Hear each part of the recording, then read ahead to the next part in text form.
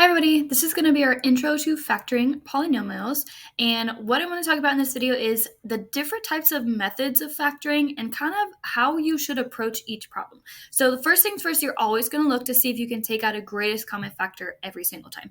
After that, you have three different options. The first being that you could have two terms, so a binomial. If you have a binomial, then you can either use the difference of squares formula or the sum and difference of cubes, which I'll talk about on the other side.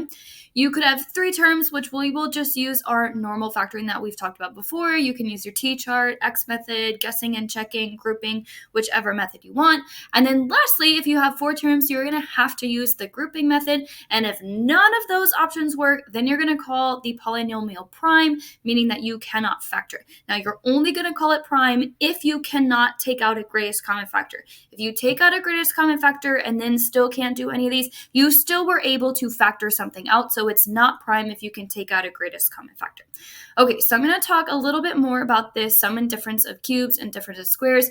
Here, if you want it all listed out instead of on the picture, same thing I went over on the last slide. Okay, so let's talk about the sum and difference of squares first. So if you have a squared minus b squared, we should know this formula by now. It is a plus b times a minus b. If you have a squared plus b squared, y'all, this is going to be prime every single time. There is no way, unless you can take out a greatest common factor first, that you can factor this. So say prime, and then you're done. Now, this one might be a little bit new for us, the sum and difference of cubes. So here, if we have a cubed plus b cubed, meaning that the first term and the last term are both perfect cubes, we are going to break it up to a plus b times a squared minus ab plus b squared, okay? If we have a cubed minus b cubed, it's going to be a very similar formula. And you're like, Miss Kish, that is a lot to memorize. Well, I have a mnemonic for you. So when you see sum and difference of cubes, I want you guys to think SOAP. So SOAP, the S is going to stand for same sign. The O is going to stand for opposite sign. And then the AP is kind of together. It's going to stand for always positive. So let's go ahead and look at this first sum of cubes. Notice it is the sum, so there is a plus.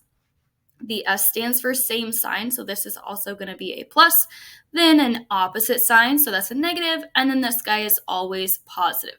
So same thing down here. Same sign, the opposite sign, and then this one's always positive. So if that helps you, go ahead and use SOAP to help you remember this formula.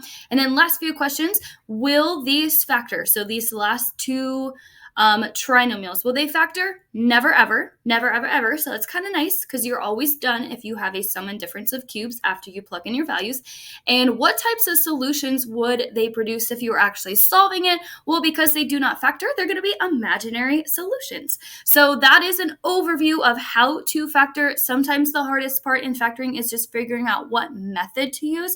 So go back to that flow chart on the first slide and see if that helps you navigate what methods you're going to use for factoring.